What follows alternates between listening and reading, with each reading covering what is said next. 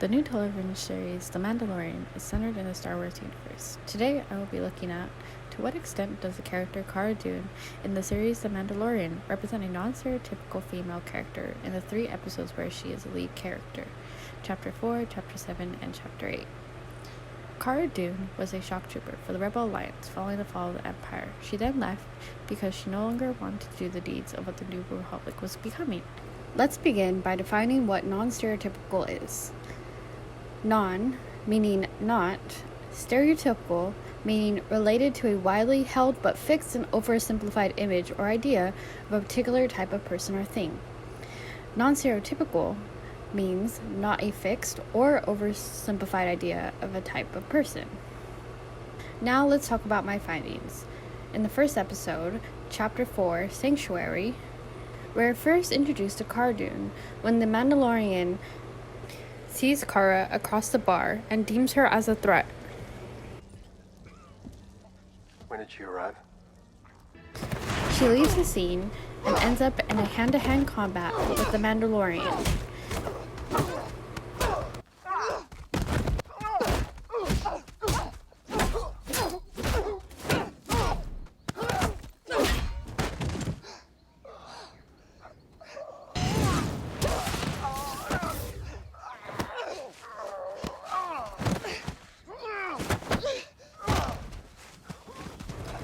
The fight ends up in a stalemate.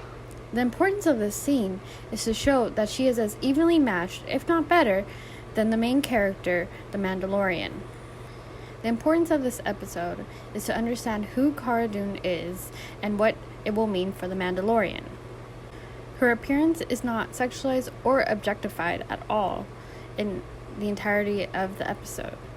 We also understand that her armor completely covers her body except for her arms, where she has a tattoo on her upper right bicep.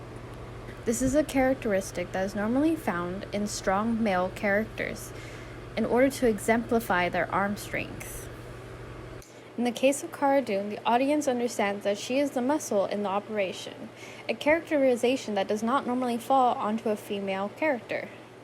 According to a WMC report in association with BBC America, non-stereotypical females tend to appear in films where there aren't male protagonists driving the plot or where the female protagonist is a prepubescent girl.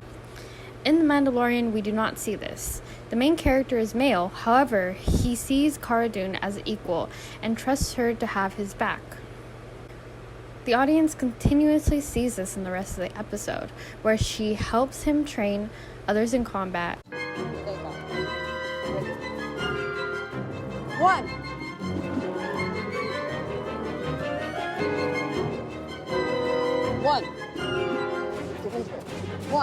Fire! Chapter 7, The Reckoning. In this episode, we see Cara as the first person the Mandalorian goes to for help. The audience finds that she has been battling locals for money and winning against many larger than her.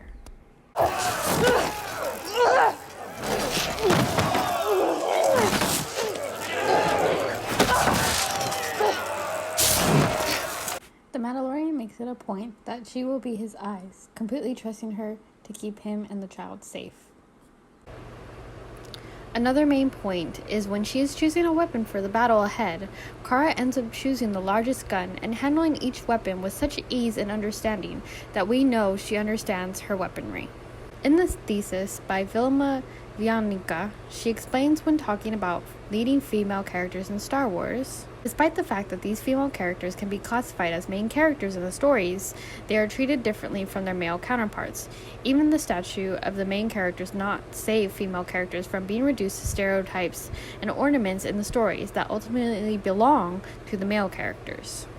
In this episode, we see the exact opposite in Cara. She holds the knowledge of weaponry, she is as stoic as all of her male counterparts, and she is just as broad and ready for battle. She is never once objectified in any of the situations she has been put in. Another key factor is that the child sees Cara and the Mandalorian arm wrestling and deems Cara as a threat. She is not reduced to any of the stereotypical motherly characters or the love interest. Chapter 8, Redemption. In this episode, we see some very predominant tropes completely turned on their heads. At this point in the series, we have seen several predominant characters become severely injured and or have died. However, Kara is not one of them. She is shown as the strong one of the group. At one point, she is carrying most of the Mandalorians' weight as they are trying to escape. At this point, the audience understands that Cara Dune is not the baby type. However, when she is entrusted with the care of the child, she makes it clear that she will protect him. While watching these episodes, something that caught my attention was that Cara Dune was roughly the same age as the Mandalorian, and much older than we usually see in television. Dr. Martha M. Lauzen's study, boxed in 2018-19 Women on Screen and Behind the Scenes in Televisions, explains that female characters continue to be younger than their male counterparts. The majority of female characters were in their 20s and 30s, 60%, whereas the majority of the males were in their 30s and 40s, 57%. While doing some background research, I found that 2 of the 3 episodes were directed by female directors. In another research by Dr. Lauzen wrote, Women and the Big Picture Behind the Scenes, Employment on the Top 700 Films of 2014 explains that women comprise 13% of directors working on the films compared to 7% on the top 250 films. 85% of the films had no female directors. In order to really understand that Cara Dune's character in The Mandalorian is non-stereotypical to a Star Wars feature, we can compare some of the traits to those who are also major leads in Star Wars films. Here, Laura Hudson explains in the article, Leia is not enough. Star Wars and the women problem of Hollywood.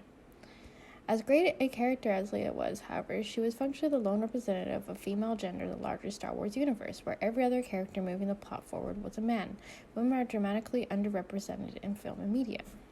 To expand on that, in an article, Reifying a New Heroine, Integrating the Curriculum of Femininity in Star Wars Films by Rebecca S. Morgan, talks about Leia. Her identity as a leader is lost as she becomes a ceremonial princess, love interest, and the sidekick.